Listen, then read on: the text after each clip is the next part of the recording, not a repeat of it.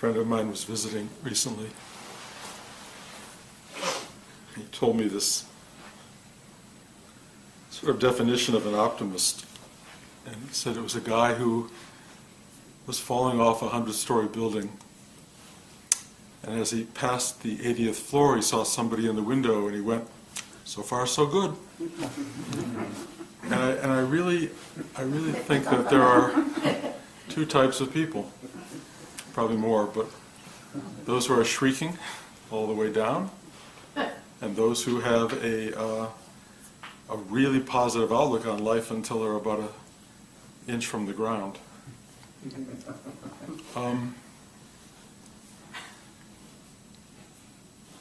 This last period since I saw you all has been, as you know, those of you who watch the videos that I make, and I really do make them for you because I've been on the East Coast, will be somewhat up to date. But those of you who don't watch them and are not up to date, this has been a really difficult period on a lot of levels.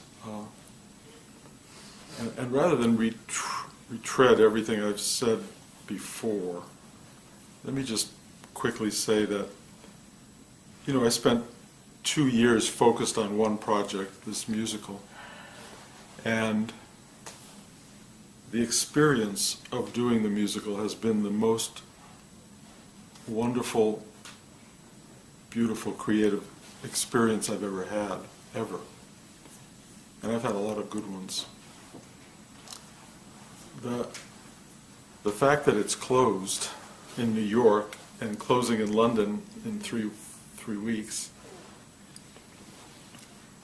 and seems to represent on some level, I guess, in the world's view, a kind of failure,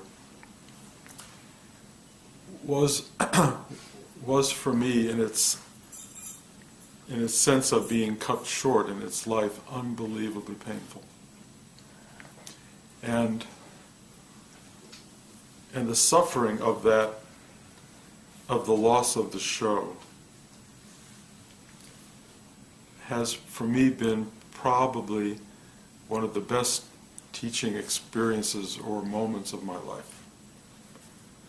I have never been more up against it, experiencing a reality I did not want to touch, wanting desperately to see it turn around to become something else, wanting it to be saved. I mean, one fantasy after another, and knowing that wasn't going to happen.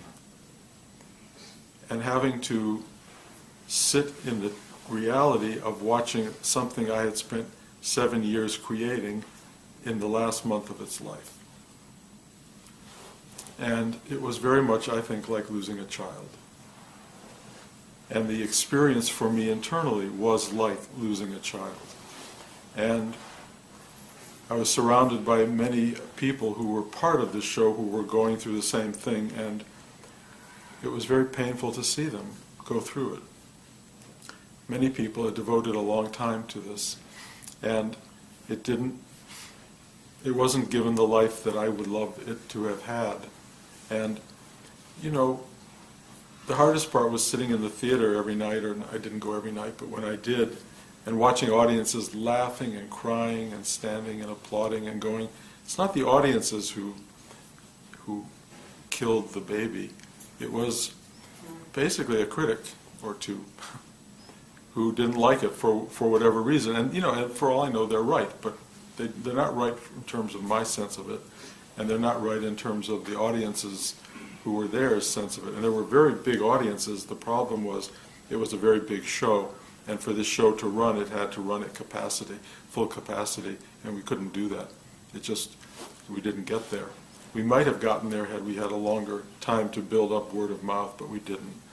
So watching the show die and feeling everything I was feeling, and one of the hardest parts of the awakening experience for me is it takes away all of the ego defenses that you build up during a lifetime.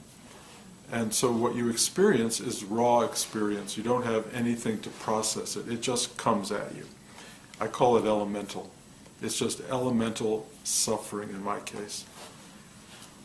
But it's elemental and it's also clarifying. What I mean by that is when you experience reality happening and there's nothing in you to fight it, what you really are experiencing is reality. And the experience of reality is unforgettable. It's the most extraordinary part of living. And as I've tried to say in so many of my talks, we're always experiencing reality, but usually it takes these really dense ones, the really heavy ones, the ones you can't escape, to inform you about what reality is. Now, some people can sit and hate their reality and fight what's in front of them or what's going on in their life and really resent it and curse the heavens. But my whole practice and much of what I teach is accept what is. And so rather than run from this, I just entered it. And I entered something that was unbelievably painful.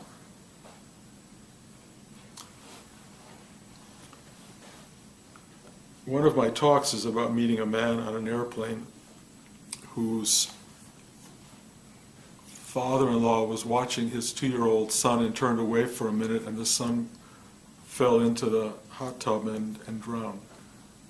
And the process that this man explained to me of what he went through over the course of the next however many years was so remarkable to me, because he could not escape his reality for a second.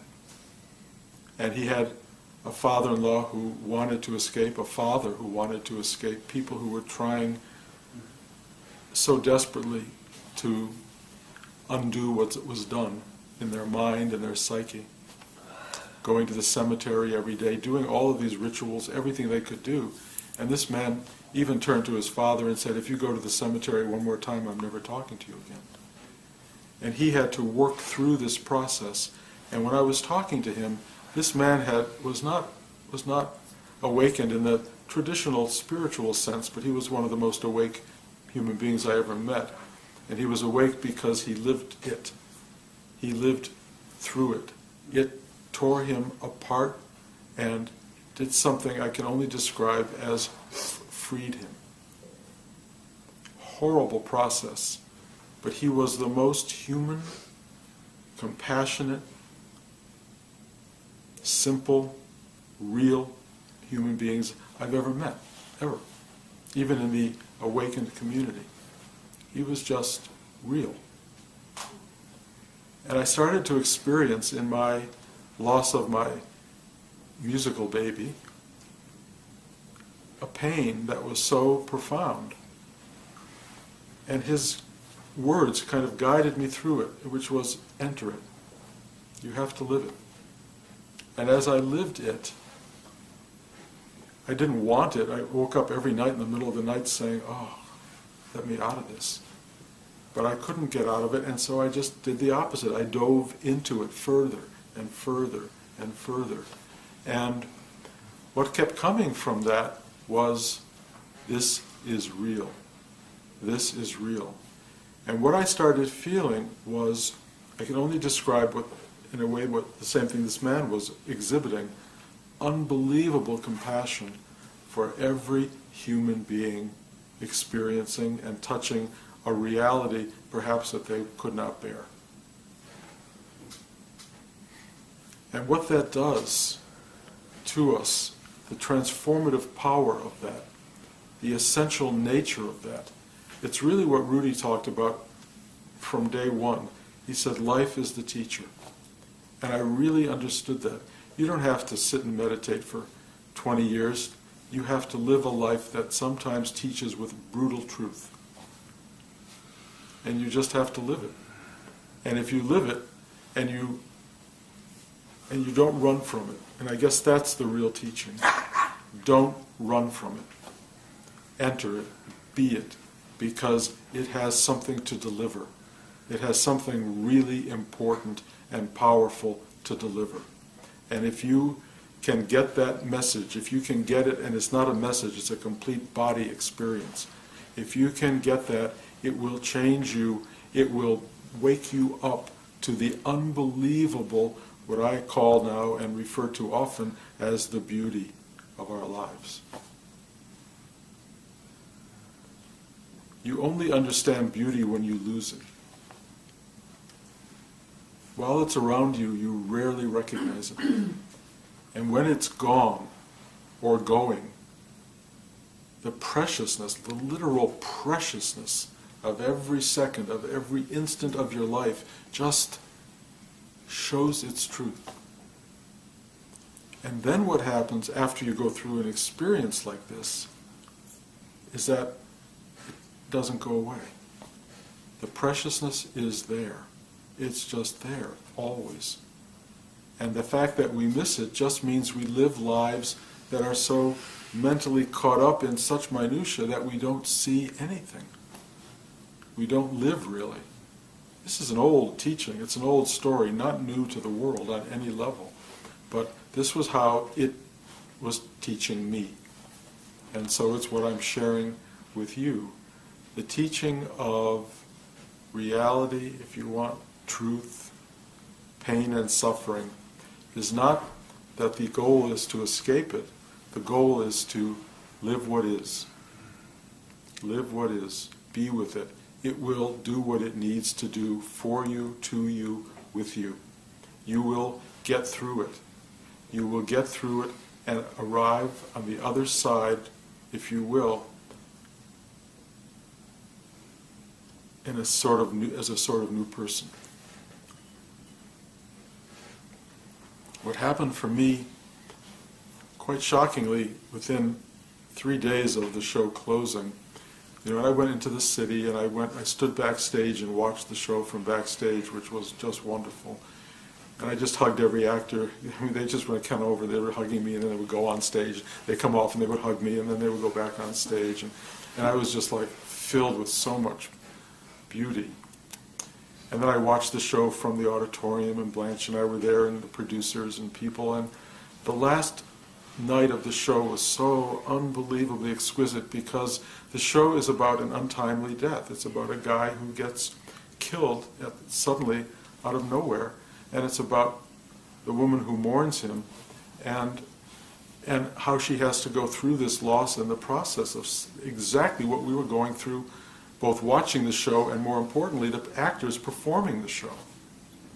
And all the songs of the show were about exactly what you do in a situation like this.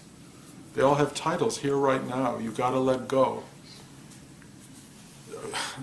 It goes on and on. There's up to the last line, the love inside, you take it with you.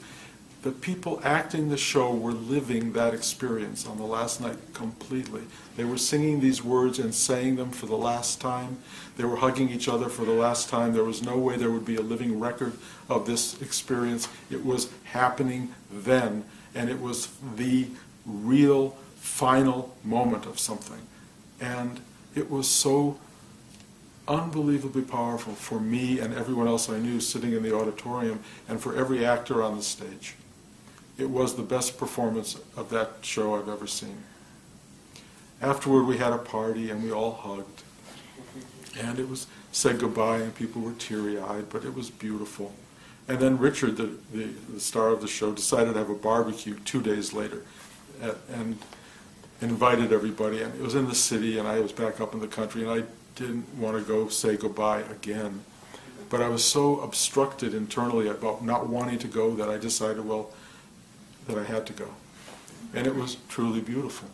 It was one last moment with everybody, and what I saw, they were moving on already. They were moving on. They had gotten new parts, new jobs, things were starting to happen already, and I could feel new life coming, and it was all going to be fine. And I went home that night feeling really good, and then the next 2 mornings I felt really depressed. And I didn't want to feel depressed, but I felt, well, you're depressed. And then the 3rd morning I woke up and I was not depressed. It was just the opposite. What I was, there was less of me. I don't know how to describe it except the iceberg that represents whoever it is that I am, another huge chunk fell off, and it was called Ghost, the musical. It was gone. It was just gone. And I haven't looked back. And a whole big part of me is gone, and whatever remains, it's getting smaller and smaller and smaller. So much fell away in the awakening. There was, and I had asked my friend and the guy who sort of mentors me through this awakening experience, I said, what would Buddha have done if he had awakened and had his enlightenment, and then he had to do a Broadway musical? And he said, well, we're about to find out. And that was very clarifying. And I am finding out, not that I'm a Buddha, but that I am a Bruce who has had these falling away, this falling away and falling away, and it has a lovely aspect. Lovely aspect. So much disappears. You get lighter and lighter, and life becomes what it is. It's not like it's not different than what it was, but it is so much more than what it was. It's so alive and so real. Every moment, I have never experienced life the way I'm experiencing it right now. It's indescribable in terms of its depth, its richness, its fullness, its completeness, its absoluteness, its reality. Unending, arising. Just arising. And so little of this person to respond. It's just happening. It's this unbelievable richness. It's just happening all the time. And the more you get out of the way, or in this case, the more there is no you, the more it keeps happening. It's big. It just doesn't stop. It's so vast. And it's so unbelievably amazing and wondrous. And it just keeps happening. And the happening that is going on is in truth us. We think that we're the separate observer, but we're not a separate observer. We're the very thing that's going on. And it's rich and wonderful beyond belief. My granddaughter was here for the last week, and she left, 2 hours ago. And I mean, I never have known that kind of love that I know with my granddaughter. I think I've said it before, but I say that you love your children with your whole heart, and you love your grandchildren with every cell in your body. And my time with her is so precious beyond understanding, and she has no inhibition about loving you completely. So you experience the purity of joy and connection that even your own children don't quite give you. I don't know what it is. It's just something about being Baba, and now I didn't have a name for a long time. She had a hard time. She calls Josh Papa, and I was kind of Pa. And that didn't exactly work. So all of a sudden, I came downstairs 4 days ago, and she went, Bruce! So, that's my name. I've become Bruce. And I've never been happier with that name. I've never been happier being greeted in that way. And that's going on. My son Ari and I had this idea. It wasn't even my idea. I was just looking down a list of old ideas, and one was to take a section of the movie Deep Impact where everybody had to go into a cave underground to survive the experience of the comet that might obliterate the Earth, and then these people would re-inhabit the world. And I said, well, Spielberg cut that out of the movie, didn't want me to do it. So I thought that might be a good TV show. So I called my son Ari and said, would you be interested in doing this with me? He said, yeah. And it was like, I didn't think about it. It just kind of came up. And so now we're working on this TV show. I don't know if it will go forward, but we're meeting with some amazing people who seem to be intrigued. And whether it goes forward or doesn't go forward, I'm working with my son in a way that I've never been able to dialogue with him before. Never. And it is wonderful and rich and joyous and completing and renewing. I mean, it's everything that you could want. And every day, this kind of thing keeps happening. I get emails, phone calls, things go on. My family, my brother's kids have had 3 children. So there's all these little kids running around all of a sudden. There's this whole new life going on. And then there's this incredible drama of the political arena, which is unbelievable storytelling. I hate what's going on some level, but it's real. And it's really making an enormous kind of drama for those who want to get caught in drama, or just remarkable storytelling for the world. And how are we going to live in all of that? What are we all going to do in this world that's changing around us? And a lot of us, you know, I mean, for me, the falling away of the musical did another thing which was very difficult, which is it robbed me of my financial well-being. It took away the revenue stream that I thought was going to be supporting my retirement. So I had 4 days of retirement before I realized the musical was about to go south. So Blanche and I are trying to figure out how to live, because we have unbelievably big expenses. And so we put the New York house on the market, and tomorrow we're meeting with realtors here. So I have no idea. We may sell one house, both houses. If we sell neither house, I don't know what's going to happen. I got to do the TV show, I think.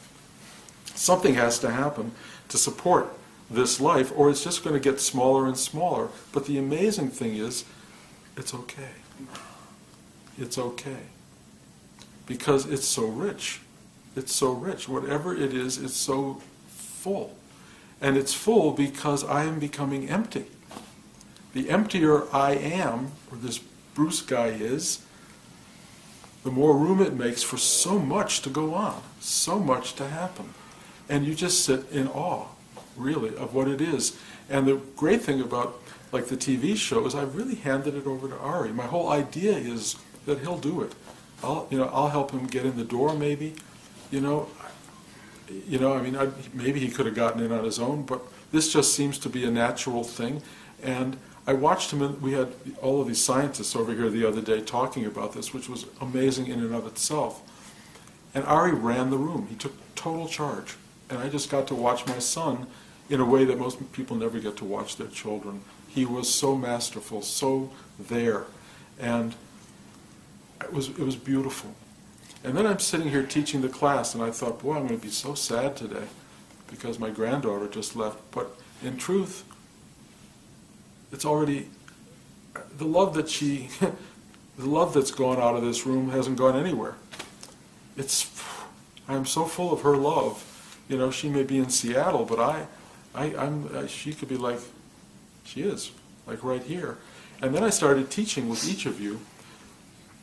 And what happened was I saw how amazing you each are, how beautiful each of you are, how extraordinary each of you are as human beings, in ways that some of you recognize and some of you don't yet recognize.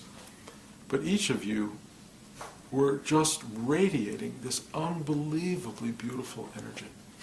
Just being yourself, just being you. And I felt, wow, I am in the presence of these extraordinary people. Extraordinary. And I've known most of you a long time, so what I've watched is this growth take place, this opening take place, this freeing take place. And in some cases I see that hasn't happened, but it doesn't matter. It doesn't matter because I see you are exactly who you need to be, and exactly in the place you need to be. And the minute you know that, the minute you know how valuable it is to accept yourself exactly as you are, that's when everything starts to free you. That's when you go, I don't have to do or change anything. I am already the thing I want to be. That's the changing moment. And all it does is it goes click. This little tiny thing shifts inside you, and you go, ha, ha.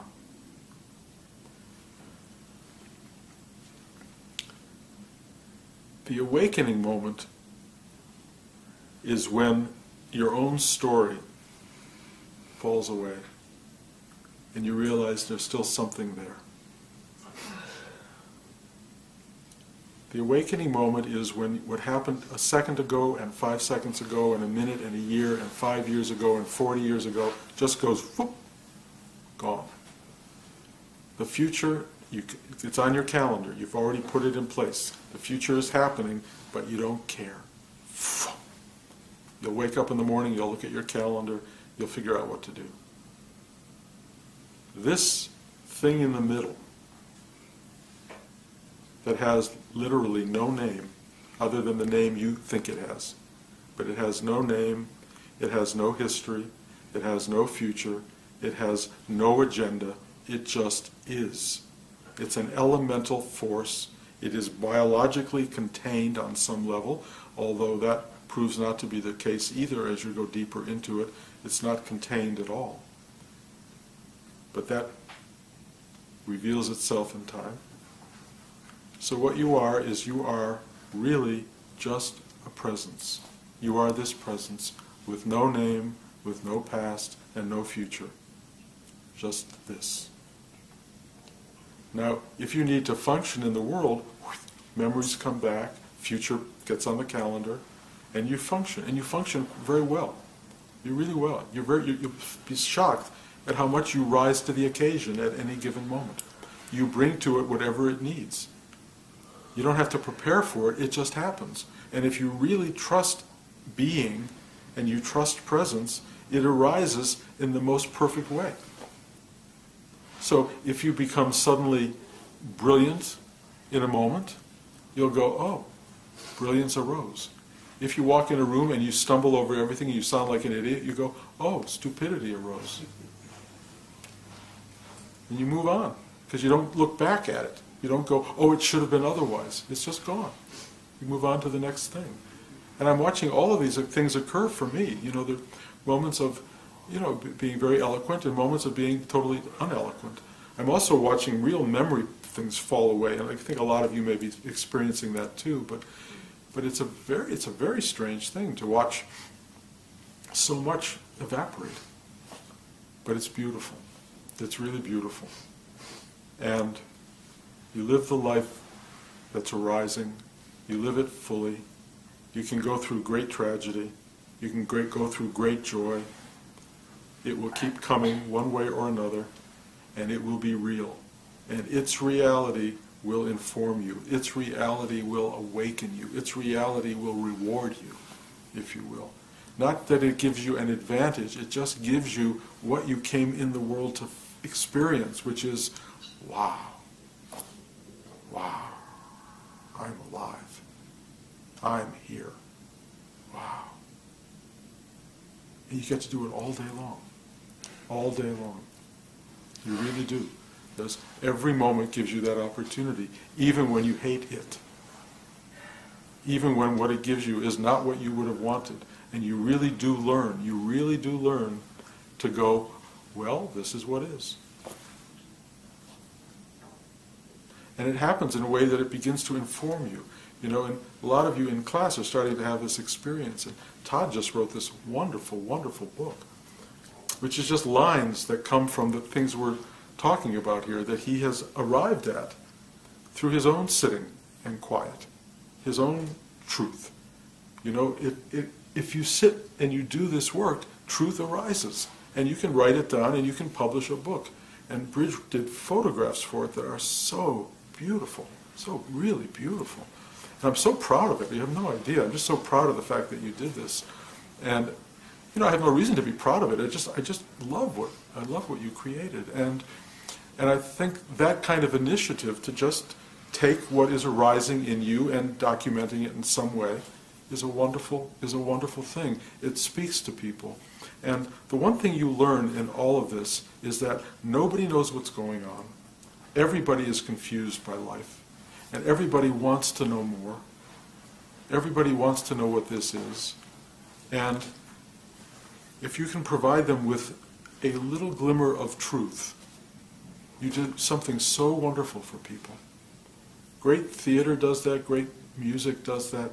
It gives people a little bit of a sense of truth that they can carry with them through their day, through their life, if you will.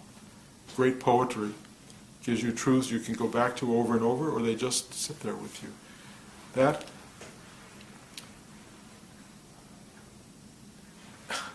We are a civilization of people who are truly lost. truly lost in the incredible miasma, phantasmagoria of existence. If we can just momentarily provide people with a way of refocusing the lens and go, wow, what a gift, what a gift. And everyone in this room has the opportunity to do that. Every one of us has been given a chance to see life, sometimes through deep, difficult, painful experience, sometimes through beautiful, loving experience, sometimes through just the mundane, day-to-day truth. But whatever it is, you can, in the way you speak to people, in the way you touch them, in the way you shake their hand, in the way you pat them on the shoulder, in the way you send them an email, you can communicate this simple truth. Just be honest, be loving, be friendly, be a good person, and you will save the world. It's really what happens. You can save the world. So, I don't know what's going to happen. Literally, other than I think I'm going to be here next Sunday. That's the plan.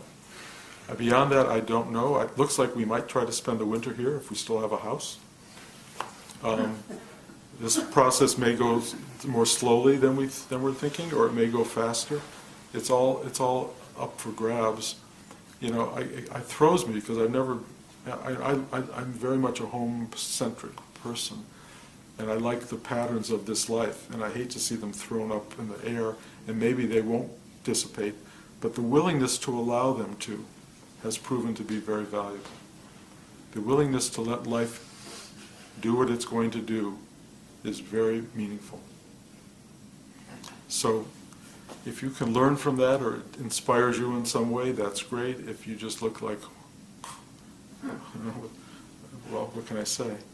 But I love you guys so much, and I really am so grateful that you show up here. You know, so many of you have been here doing this for years and years and years, and trust me, I look in your eyes and I see the value of your having been here. I see the value of your practice, so I'm really grateful for that. And you know, if in the end, Blanche and I are not here, or if we're living in Santa Monica, or we're living in Seattle, or whatever,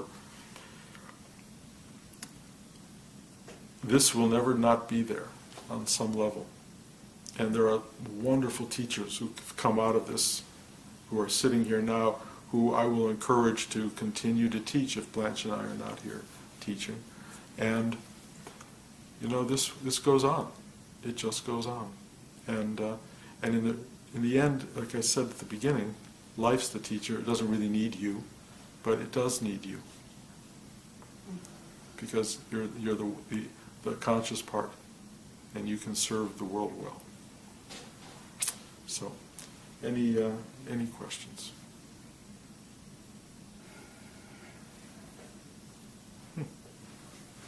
I just want to thank you for being such a wonderful teacher of us. Well, Thank you so much. the teaching arises as a love for you. Okay, thank you guys.